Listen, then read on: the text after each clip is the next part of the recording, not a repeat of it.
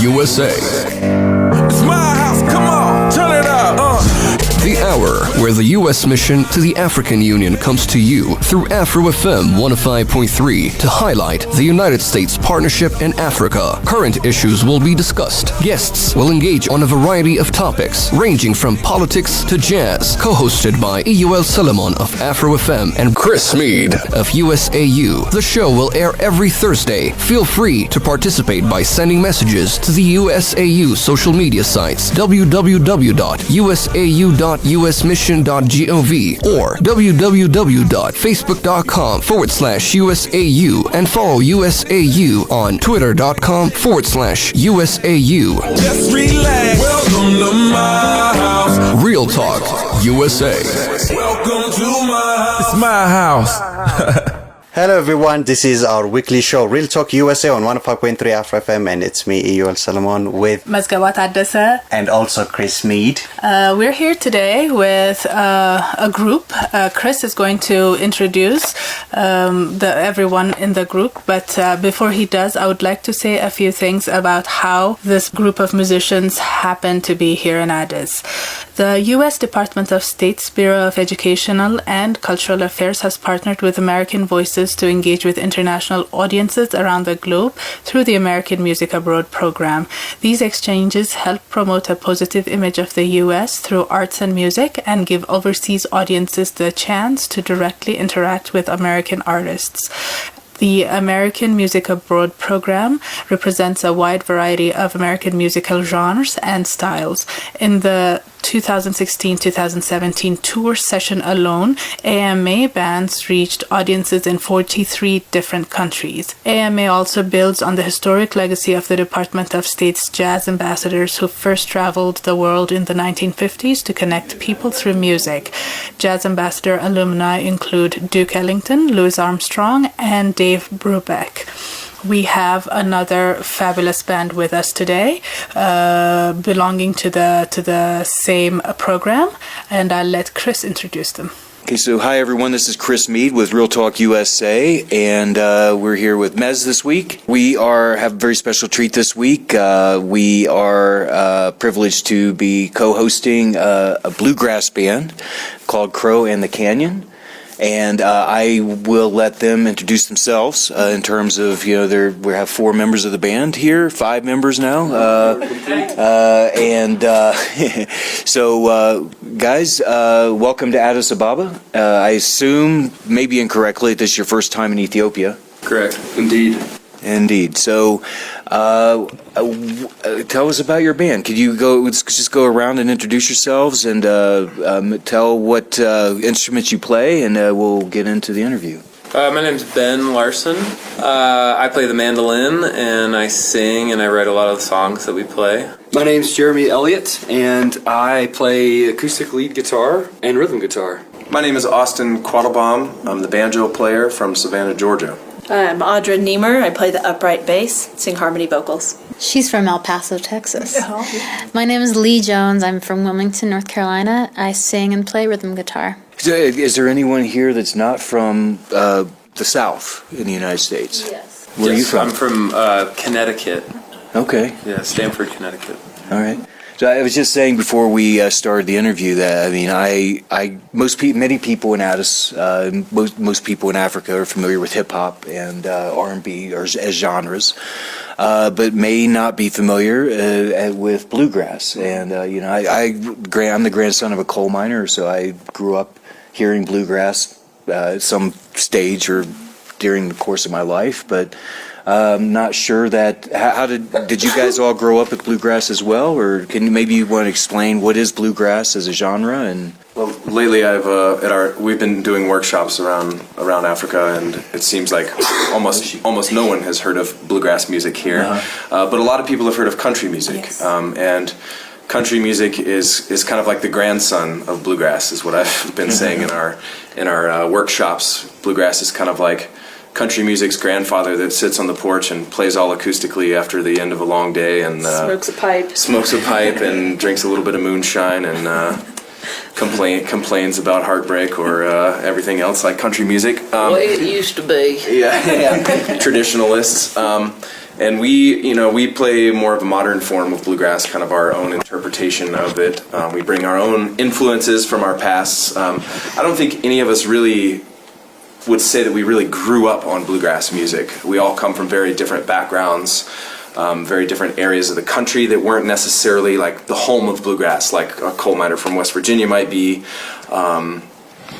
Jeremy and I are from Georgia, so we grew up more on some of that, Southern blues rock and the Allman Brothers and things like that. And it wasn't until I got into college that I really kind of discovered bluegrass music and dove headfirst into it. How did the rest of you discover bluegrass? Like, how did you get into it? I discovered bluegrass when I joined a bluegrass band. No, I'd listened to bluegrass before, but I'd never really sung bluegrass music or really delved into its intricacies until I moved to Portland, Oregon, and about a month after, through mutual friends, met the original members of Crow in the Canyon. Yeah, I grew up listening to country music, so I think the old 1-4-5 chord progression just really hits me right in the ticker.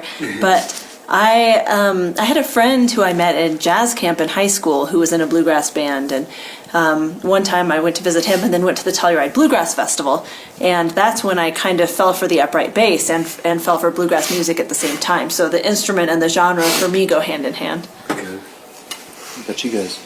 I grew up on a lot of different stuff. I listened to a lot of hip hop when I was growing up. I listened to a lot of like hard rock, and then I'd say like later in high school and into college, I started getting really into classical music and jazz. And my intro into bluegrass, or my sort of submersion into bluegrass, came from picking up the mandolin, and I actually picked up the mandolin mostly to play classical music.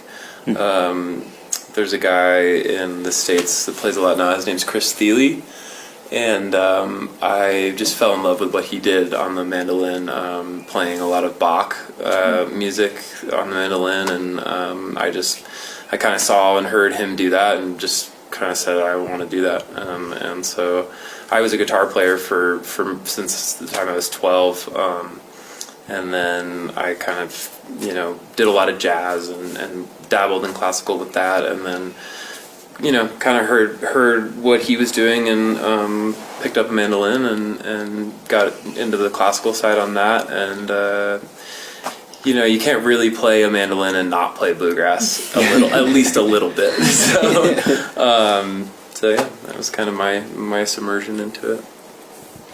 Yeah, a similar kind of story. I grew up playing blues music. My grandfather was a blues enthusiast.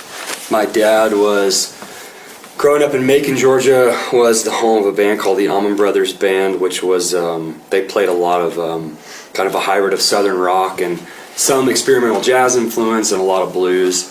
And grew up playing a lot of blues. That's what introduced me into music. But then I got really interested in a guy named Bela Fleck, who kind of took the banjo, the instrument that Austin plays, for me at the time, because I was getting into a lot of the more experimental styles of music, a lot of the kind of post-Woodstock stuff that people were kind of getting outside a little bit, and Bela Fleck took the banjo and put together a group called the Flecktones, which for me changed the way that I listen to music. It was a banjo, electric banjo actually, and then a guy that built an instrument called a drumitar, which he played like a guitar almost, or like a guitar that had drum sounds on it, and then a bass player who played electric bass, and they just did the most incredible, highly intricately arranged music.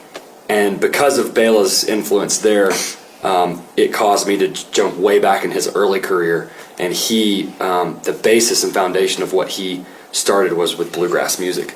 And so I started listening to his old records, and he played with all the bluegrass greats, and so I started going back and listening to all them. And I think in general, bluegrass music and blues music is such a foundational part of the fabric of music in America that at some point you're going to come across it if you're interested, and especially if you have an affinity for acoustic music. How did you guys all meet each other? Who's the first? Well, we're all, the band is based in Portland, Oregon. We all live there with the exception of Jeremy, who lives 5 hours north in Bellingham, Washington. Ben went to college in Portland at Lewis and Clark University, College. Austin and I serendipitously moved to Portland almost exactly 4 years ago within a month of each other, both with the intention of trying to just dive headfirst into the music scene there, meet as many people as we can, find people to play music with. And Austin and I met at a house party through mutual friends. And I think Austin and Ben had already met and had started kind of jamming together casually. Our original bass player, whose name is Miles, he left a little over a year ago, and we got Audra. And so the four of us are kind of the original members, and just kind of casually started playing together, and then started booking shows just for fun, and then things kind of just snowballed from there, and people started being interested in it, and yeah, that's where it all began. You mentioned that almost nobody in Africa has experienced bluegrass before, and people, you said just now, people start liking bluegrass. So what's been your reception in Africa? Where have you been? How have people received you? What have people said about bluegrass music and what the genre offers to Africans? I think we've. I mean, the banjo. Look, I'm going out of my length, my depth here. But the banjo itself was an African instrument, right? Originally, it was. Yeah. So it's mostly from West Africa. There's an instrument called the akonting. There's one called the ngoni, which are all very similar to the banjo. It's basically a drum head with strings on it, or in the old days, it's a tanned goat hide with intestine strings tightened down on it. Or here in this part of Africa, they have an instrument called the karar, which is very similar. It's the same deal, a hide stretched over a type of a frame, but it doesn't have a fretboard. It's more like a harp in that way. But we've been in Eritrea before coming here. We were there for 8 days, and we're going to Uganda next, and then Zambia after that. So I can only really speak for our experience in Eritrea. But I think all in all, it was really well received. It was a type of music that people were completely unfamiliar with, had never heard of.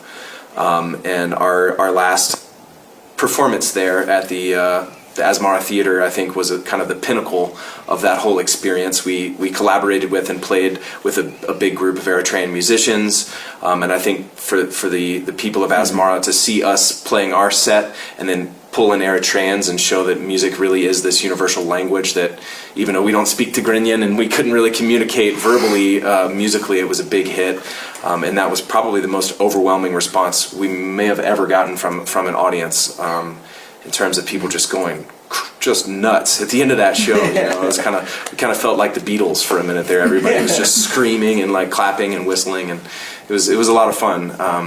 And most of our time here in Ethiopia has been teaching workshops. We haven't done any public performances, but I think overall the people receive it pretty well.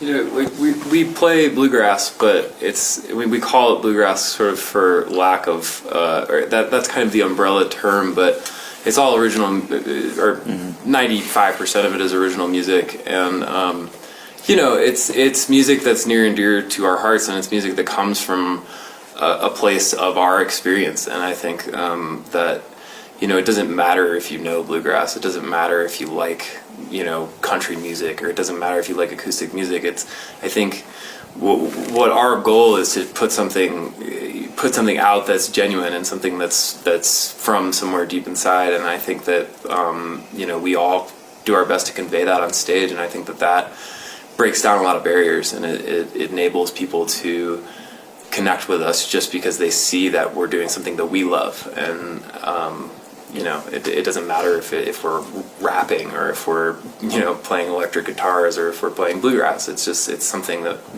means a lot to us. So. And what are the themes? What kind of themes do you cover or explore in your music? We A lot of it is about love, like a lot of music is, which is a huge topic, you know. Sort of never gets old. Yeah. There's it's an endless well. To always going to be somebody young and never first time getting their heart broken. Yeah, always going to happen. Yeah, I mean, a lot of it's about heartbreak. A lot of it's just about like the experience of being human, just what it is to live a life on this planet. A lot of it's about this planet, about trying to take care of the earth that we live on and respect the earth in a way that, living in sort of the right relationship to our home. Yeah. And so, getting near the end of the time, thanks for having given us your time. What kind of themes have you covered in the workshops? Like what? Can you describe how your workshops, like, what's their format and what do you think they have been accomplishing?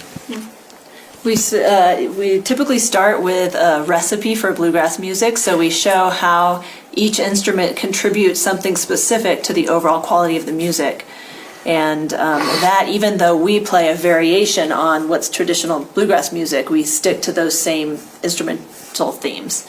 And then we go through the history of bluegrass, starting from international influences coming to America and going through how certain key players contributed something instrumentally or lyrically to the tradition, and finally how in the last 20 or 30 years it's been popularized more and been brought in conglomeration with different styles of music to make kind of the different subgenres of bluegrass.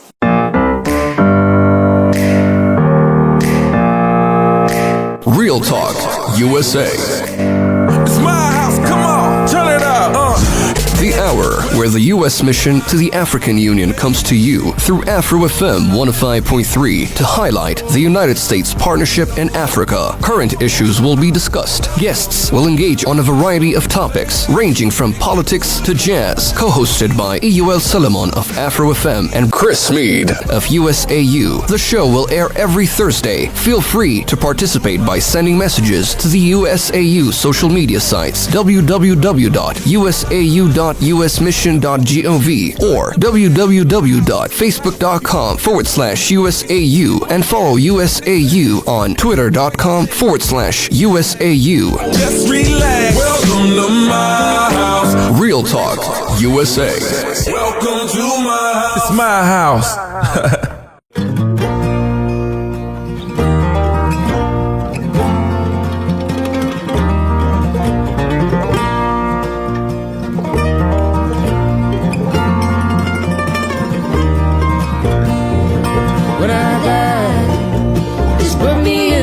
Don't need no box.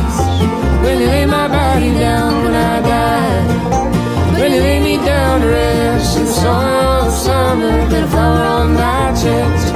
I'll be the wind that sweeps your snowy pride. I'll be the breeze that swings your cold side. I'll be a feather in your hair. I'll be the smile that you wear. I'll be the wind that sweeps your pine. I'll be the wind that sweeps your pine. When the lights go dim and all that remains is just bone and skin, won't you sing sweet old hymn? Let me return to the earth from my limbs. Let me return to the earth from my limbs. I'll be the wind that sweeps your snowy vine. I'll be the breeze that swings your cold side. I'll be a feather in your hair.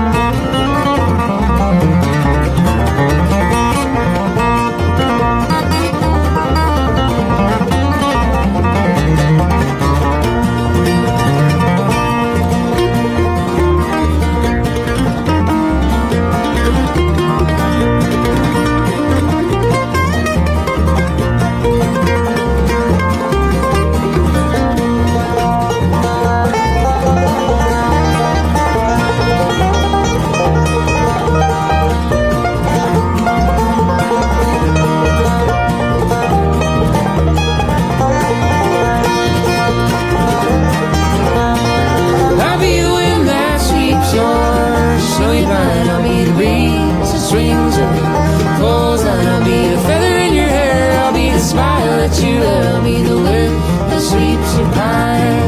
I'll be the wind that sweeps your snowy pine. I'll be the breeze that swings your poles line. I'll be a feather in your hair. I'll be the smile that you let. I'll be the wind that sweeps your pine.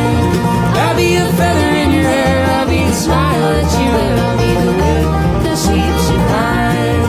I'll be the wind that sweeps your pine. I'll be the wind that sweeps your pine. Now, Real Talk USA will be presenting a workshop held in connection with music and women at the U.S. Embassy here in Addis Ababa. Enjoy. Real Talk USA. First of all, welcome. Welcome to this panel discussion. We're basically going to be discussing around women in music. All these wonderful, beautiful, talented women that you see sitting right next to me are here to share part of their experience, part of their purpose, part of what it means to do music, what kind of message we can be able to portray to the world. I mean, music does so much. It personally does so much for me, and I'm sure it's same for all of you. Who here loves music? I would expect everyone, right? Because if you don't love music, you're in the wrong room. Because that's all we're going to be talking about. But I'm here with our wonderful guest right on my left hand. I have Lee Jones and Adria Neimer. And Lee and Adria are here. They're with a band called The Crow in the Canyons. They play on a modern bluegrass band. I mean, it's the genre is modern bluegrass, right? And the band is from Portland, Oregon. So this is actually their second visit from 4 of the visits that they're going to be doing in Africa. And fortunately enough for them, this is the first time that they're visiting these countries. So it must be a very exciting time, right? So they've been to Eritrea already, and they're in Ethiopia right now. They're going to be traveling to Uganda and Zambia after this. So the reason why they're doing all this traveling is because they're participating in the cultural exchange program that is organized by the State Department, and the title is American Music Abroad. So that is all about, well, not all definitely, but in a nutshell, a little about Adria and Lee. And on my right hand side, we have our very own Yeshi Demelash. I'm sure you know her from the several TV shows and the albums that she has released before. And Weina Tadisu. I get the feeling that Weina is truly passionate about music. To be teaching music for life, it must be an incredible experience to have. I'm going to be giving our guests here a lot of opportunities to just explain to you about their journey and their experience. And I would want one commitment from you, our audiences. You know what that is? I would want you to openly participate and ask any question that you have in your mind. So you can ask all our lovely ladies up in this panel anything that you would want to know about them or anything that you would want to know about their journey, okay? So let me give it to Lee, since I started with you first.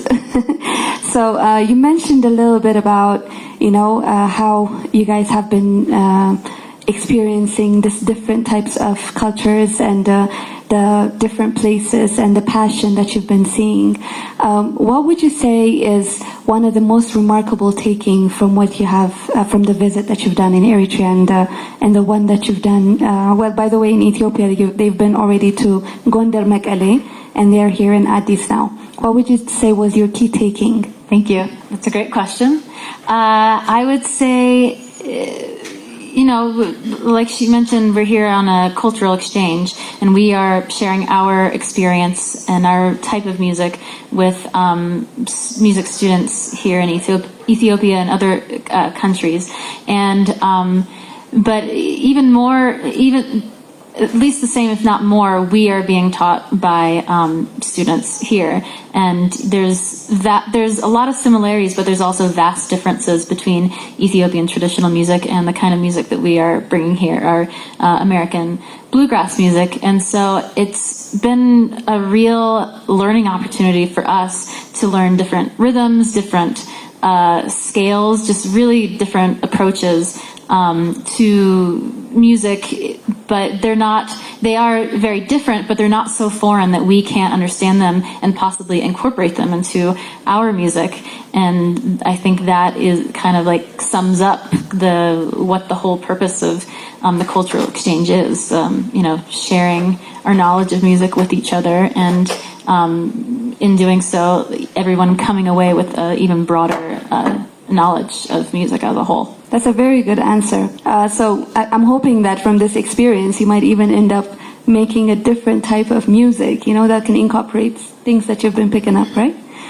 So going back to my right here, I'll have to ask you a very personal question, and I hope you're going to tell me like an honest answer.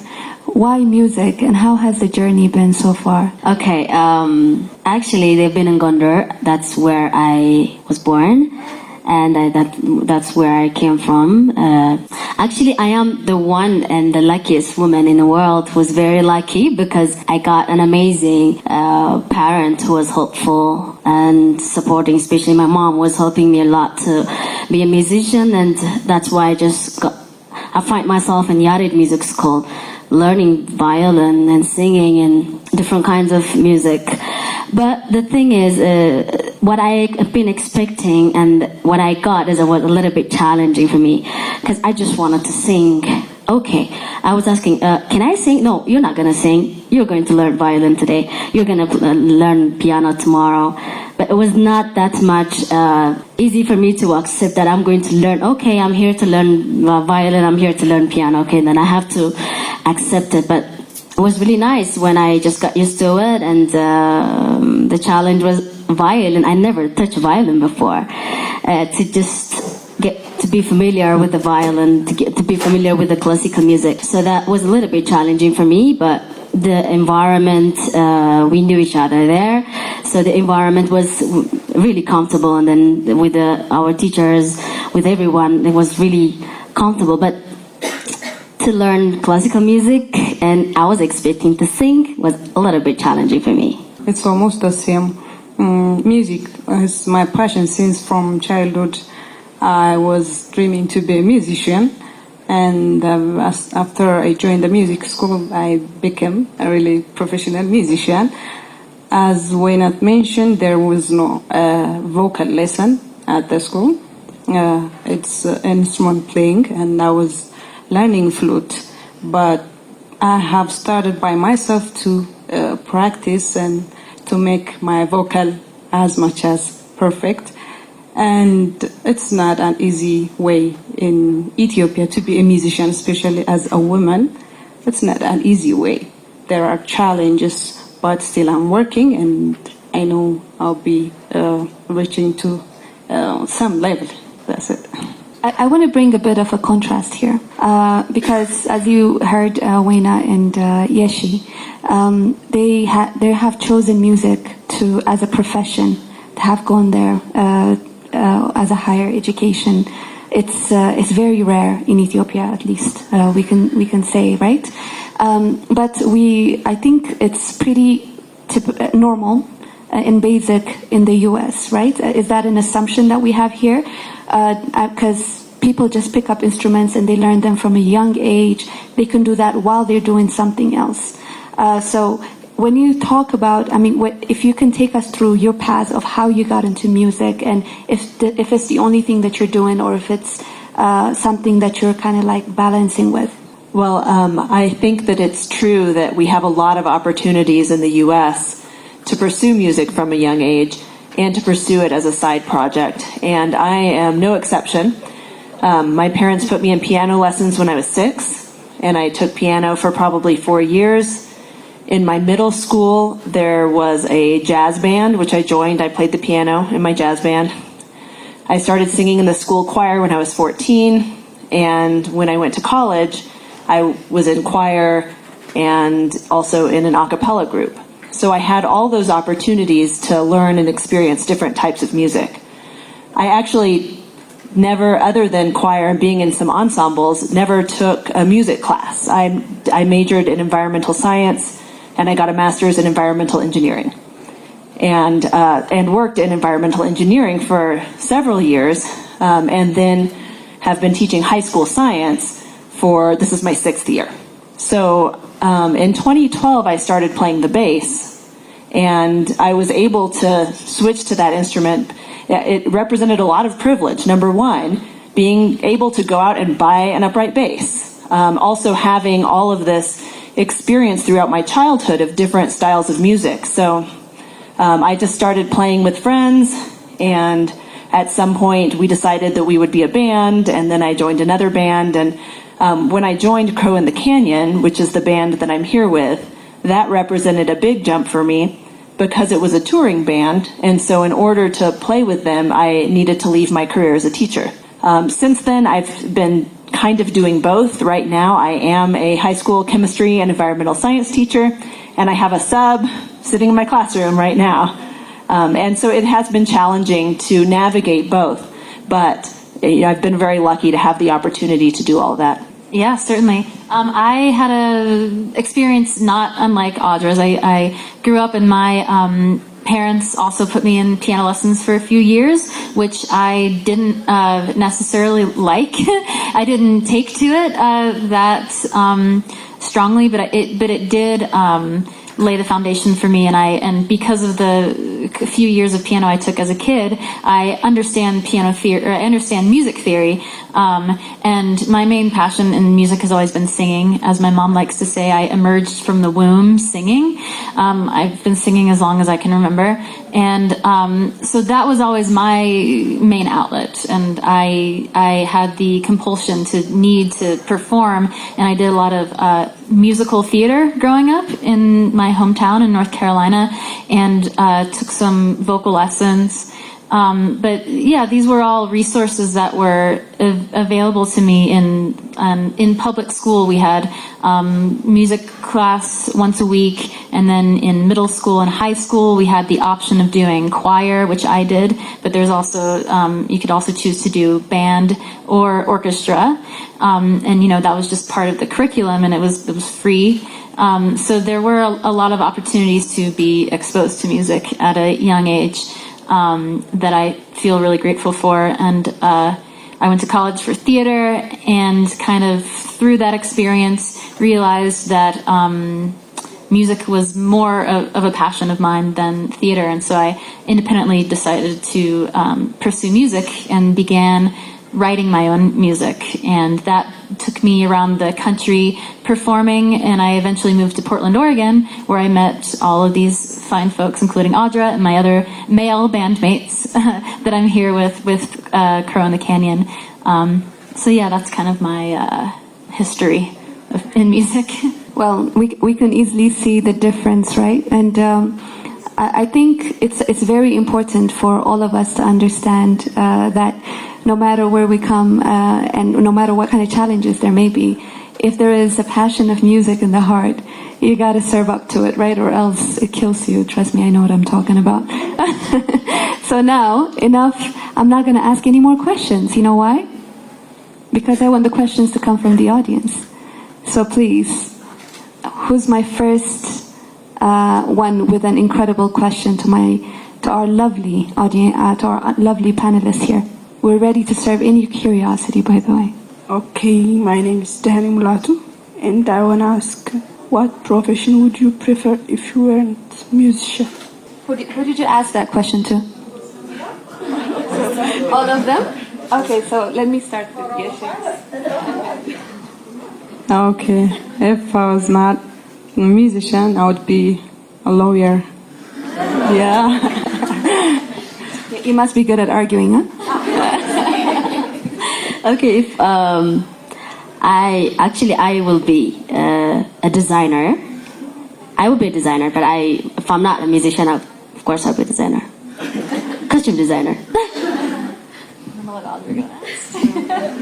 Well, actually, being in Ethiopia has really rekindled my original passion, which was environmental science. In the U.S., we take so many things for granted. Like, we always have running water that you can drink right out of the sink. We always have electricity. And so it's just reminded me of my interest in making that available to everybody in the world. And so I would go back to environmental engineering. This is a hard question for me because it's hard to imagine myself pursuing a profession other than something in the arts, be it music or theater. But going back to high school and thinking of the other interests that I had then, I really enjoyed physics. For some reason, you wouldn't necessarily guess that about me, but I really liked physics, and I'm very fascinated by outer space, so maybe I'd be an astrophysicist. The music scenery was not welcoming to women, so maybe we can discuss around this arena. How difficult was it for you to join into that music circle? And what would you say is the best way to cope with it, or the best way to find, your independent path into becoming a musician as a woman? Thank you. So when I moved to Portland, Oregon, which is where our band is based, it was actually, I had a very easy time integrating into the music scene there. And I think that was by virtue of the fact that I didn't have much else going on in my life. I didn't have a family that I had to take care of. I didn't have like a 9-to-5 job that I had to be responsible to be at. Audra's other work that she does is that of a high school teacher. I work in a restaurant. I don't make my full living doing music yet. So it's a balancing act, and it is, while we have a lot of opportunity in the U.S. to build music careers for ourselves, there still are a lot of obstacles. And one thing that makes a music career not so hospitable for women is the idea of, if you do want to have a family, especially the way the music industry is set up in the United States, most successful musicians need to be touring a lot of the year in order to make a living, and that's not necessarily conducive to raising a family. And if you're not making enough money to touring, then you do need to be home doing something else to be making money to make ends meet. So it's also complicated for us. I don't know exactly the ways in which it's complicated here, but I feel there probably are some similarities in that respect. Music, unless you're a music teacher and that's your outlet for playing music, most playing of music professionally does happen at nighttime, which can be complicated for some people, in their daily routine. Just to kind of follow that up, because I want to get another perspective. I know that, Yeshi, you're a recording artist. You did mention that you're not performing, and I don't know if you have a history of performing, but you've managed, what I'm trying to say is you've kind of somehow managed to successfully turn up the path of your music in a way that you wanted it. So maybe you can tell us a little bit about that experience. As Yersali mentioned it's not an easy way to go through music business, especially in Ethiopia. Especially as an instrument player, it's not. The instrument is a classical instrument. It's a flute and violin and cello. The Ethiopian music is not based on that instruments. So it's not acceptable by the public, those instruments. But the school always pushed students to study those instruments. I think that's the main problem. So that I have graduated in music, in flute playing, but I've never played a flute after I've graduated because, first of all, I wanted to be a singer. So the flute is now working in the music industry here, so I have to make my way to the right track, which is a vocalist or singing. So I worked by myself. I have tried to coach myself by myself. There's no vocal coach here in Ethiopia. And I have tried to make a progress on my voice by downloading from different websites from internet, and still I'm working on it.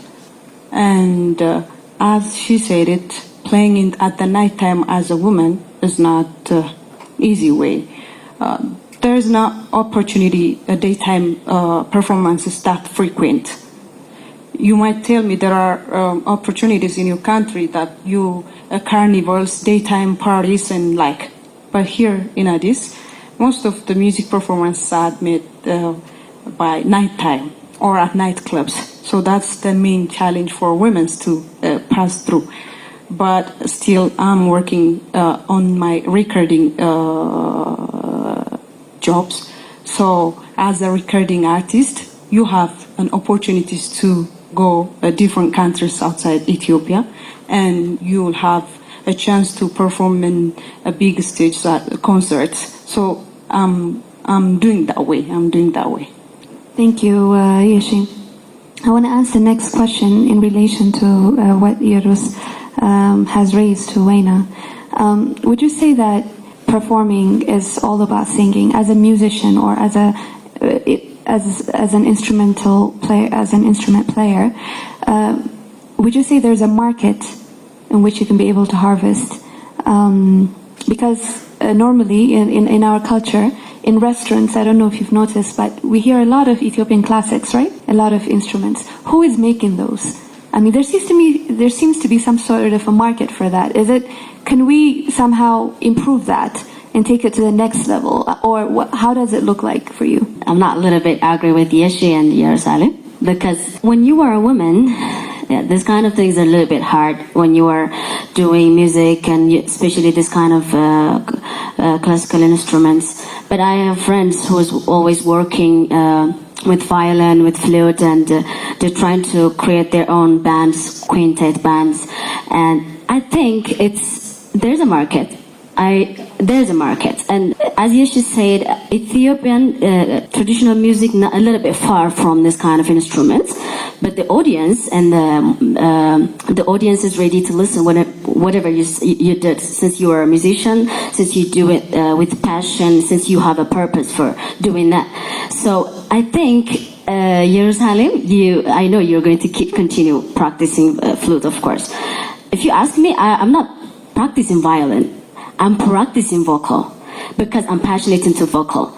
But I have friends who's always practicing violin, and they are trying to make a change and to change the audience's perceptions and to change the industry in our country. So I think to be a musician and to be a woman and to be in third world, it's a little bit different. But since we have that kind of courage and we have that kind of passionate into that kind of profession, so that since we're giving 1,000 chance for ourselves, I might fall, I'm gonna get up and doing it again. The audience might not accept you, the audience might not accept us, and the audience, what is that? It's classical. What's violin?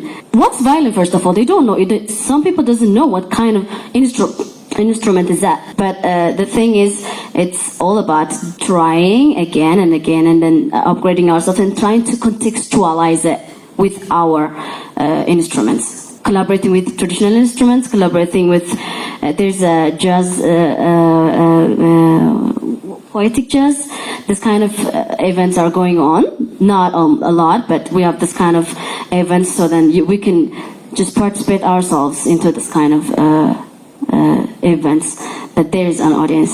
Why are we struggling with classical instruments? We are Ethiopians, right? So we have Masingo and the cry, and we have Androyeting. But the music school is teaching us the classical music, which we didn't know it in heart. We cannot feel it, the classical music. Of course, music is an international language. It's a universal language. But you need to feel it first, right? So that instruments, the flute and the violin, for Ethiopians are far. It's not close to our culture. That's what Yersalim and me said. And the society still, they love it to listen sometimes, but not frequently. And as you said, Sawa, instrumental music you have heard in different places, but that are arranged in a single studio, just a singular one arranger sitting in a keyboard. It's not live made. I've noticed what seem like a couple of assumptions that I want to address. So the first assumption, Nishi, with what you're saying, that it's a mistake to give people classical instruments because that's not the instrument that calls to them. I want to challenge that assumption because the instrument that calls to me is the fourth instrument that I've played, but without the background that I had in piano or in guitar. And those weren't my instrument. They didn't speak to my heart. But without that background, I never could have changed and found the instrument that worked. So I think in an ideal world, we could all choose our instruments from an early age. But if you get the opportunity to learn the violin or to learn the flute, those skills can translate, and it's really valuable foundation. The second assumption that I feel like I'm hearing is that in order to be a musician, you have to be doing it for money, you have to be doing it for an audience. And I don't think that's true, and I think for you, it's the same as for me. It wasn't my career. I had a career, and that actually gave me the freedom to make exactly the kind of music that I wanted. To form an a cappella quartet, or to make some sort of music with my friends, and maybe for you, you're playing the flute, and your kids are banging on pots and pans, and you can make some music like that, and you can share it with people. You can make exactly the kind of music that you want, because it doesn't matter who wants to listen to it. It can just come straight from your heart. Yeah, that's just to build upon what Audra just said, those great points. For instance, I think if you graduate from a music school, maybe there is a pressure to have a career in music and have to be making your money doing music. But that's not necessarily the case, because that's a lot of pressure to put on yourself. And if the demand isn't there for the instrument that you play, then there's no point in beating yourself up about it. And if you truly love playing the flute, or if you truly love playing whatever music, then there's nothing stopping you from just doing that in the comfort of your own home for your own joy, or just getting together with friends and doing it for fun. I mean, Audra and I, are both have experiences just jamming with friends and, like playing music for fun without any audience or without any, need for making money necessarily. And it is interesting, the idea that music schools here train you in these classical instruments, and then you go out into the world and there's not really a demand for them. That's different than in the U.S., and that is an interesting thing that will maybe, develop and change over the years. But I'm sure, classical music is a very foundational way of learning how music works. And I'm sure that in your violin training, because, the pitches are so precise and everything, like, I'm sure that has helped you as a vocalist, for instance, and like, I have friends, we don't have a fiddle in our band. Fiddle and violin are the same instruments. It's just the way you play them. A lot of bluegrass bands have fiddle in them. Ours does not, but a lot of fiddle players I know started as classical violin players, and they learned that foundation of music from a classical standpoint, and then that allowed them to then develop their craft and become fiddle players in a different genre of music. So, it's not for naught, the classical training. Real Talk USA. We've just heard you and Lee participating in a workshop entitled Women in Music. Could you describe your takeaway from that session? I'd say one takeaway from the workshop and also from just our time in Eritrea and Ethiopia is how privileged we are as Americans in so many ways, but also musically. That we, in this band, all have had the opportunity to start playing music at a young age, to have access to whatever instrument we wanted, to have access to instruction, a lot of times free through schools. And that's just not universally true. We've met a lot of people here in East Africa who have the same talent, the same drive, the same passion, but have lacked those opportunities. Thank you. So, guys, any last words? Thank you. But that was any final thoughts? So what Let's say, you're getting on the airplane, right? We would probably want to say that, so much of America, like what we're representing is just a conglomeration of things around the world that have influenced every part of American culture. And you travel throughout America and you find those little hubs and little communities of people that have made that overall tradition, or whatever you want to call it. And a lot of that comes from Africa. A lot of it, especially in the musical world. So much of that. I mean, even starting with the music that we are so fond of, bluegrass music, and the banjo being, coming from West Africa, but in my experience, blues and, a lot of the gospel stuff and a lot of the rhythmic stuff that we love, a lot of it comes from Africa. So to be able to be here as musicians and seeing the birthplace of a lot of that in a very genuine way is really, really quite an honor, and also incredibly inspiring for us. Even getting to meet one of our African musical heroes this week was a pretty big highlight of being here. Yeah. Who was that? Mulatu Astake. We got invited to his club to play music and meet him, and that was a pretty huge highlight of our time here in Ethiopia, because we've been big fans of his music for a long time. But we've been trying to keep everybody at home updated on everything we're doing. There's a lot of interest. People are very curious about what's going on over there. But when we posted that we hung out with Mulatu Astake, it broke the internet of our friends. They're just like, what?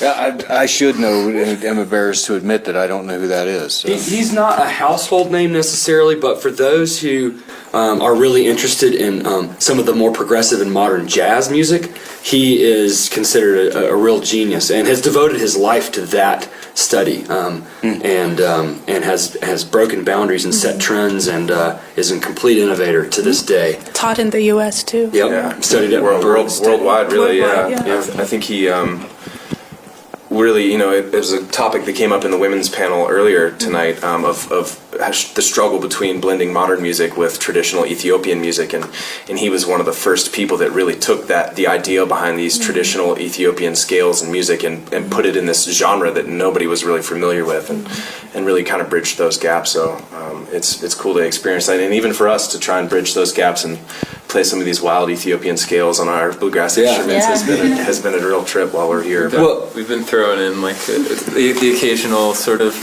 Ethiopian scale into some of our random sections, and one of us will do it, and somebody else will be like, "Whoa!" Yeah. Well, you really want to blow people's minds, get the shoulder thing down. Yeah, we're trying. We've been working on that. That's more of a stand-up comic routine. It just gets everybody laughing. Gets everybody laughing. That's for sure. We're just trying to say anything. Any It's a laugh. Everybody's just kind of. I mean, it seems like everybody's very appreciative, but I don't think any of us are really nailing it. I think ultimately we're all really just honored and really grateful to the State Department and to American Music Abroad and American Voices for putting all this together, because it really has been an experience of a lifetime for us, and we're just really happy and grateful to be here. Yeah, we're very hopeful that this will continue, that American Music Abroad and American Voices, that the U.S. State Department and the Embassy will continue to support this organization, because it's on both sides in terms of cultural diplomacy and integration and just building relationships and bridging gaps. It's incredible. It's so important, I think. I mean, when you look at just kind of the scale of American influence on the world, and how vastly different that can be, we'll just leave it at that. I think it's so important for I can only speak for the people that I'm traveling with, but I know all of these people have wonderful hearts, and it's so good to be traveling and know that we're here just to spread love and show the things that we love, and show that there is a lot of positivity and love coming out of America as well. Well, by the time this show airs, you'll have already played at the U.S. Embassy tomorrow. I personally am really looking forward to this, and thank you guys so much for coming to Africa. Thank you so much for spending time with us. Thank you for having us. Yeah. The genre of music is bluegrass, and we're going to play some music, some music, so that your music, so that people understand what bluegrass is. And the name of the band is Crow and the Canyon. Do you have a website or anything that you'd like to plug? Crowandthecanyon.com, yeah, or at Crow in the Canyon is our handle. Crow is a bird and canyon is in a gorge. Crow in the Canyon. You can find all of our music on Spotify and iTunes Music and Apple, or I guess Apple Music or whatever. We're pretty confident Mulatto's Taco will probably start covering some of our songs soon. So that'll be... So look out for that, obviously. Anyways. Awesome, guys. Well, thank you so much. I wish you all the best success here and down the road in Uganda and elsewhere. Thank you for being on Real Talk USA. Thank you so much. Thank you.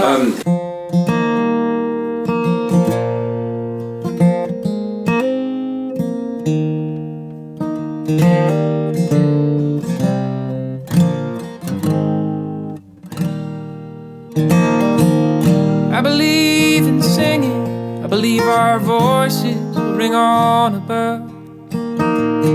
I believe in being kind to the ones that you don't love.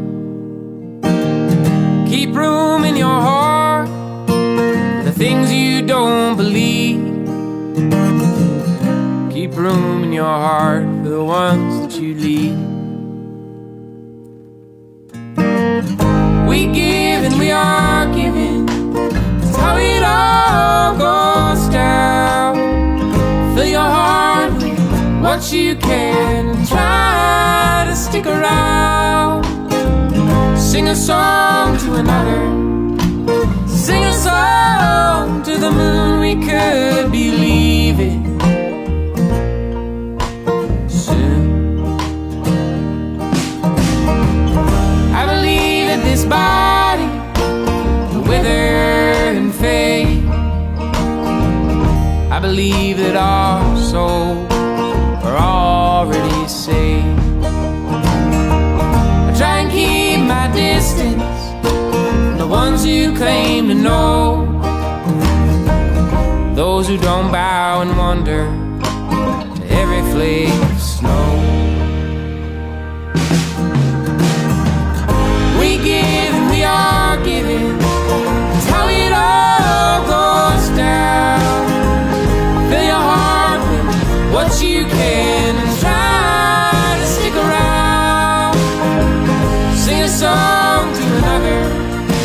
Sing a song to the moon. We could be leaving soon.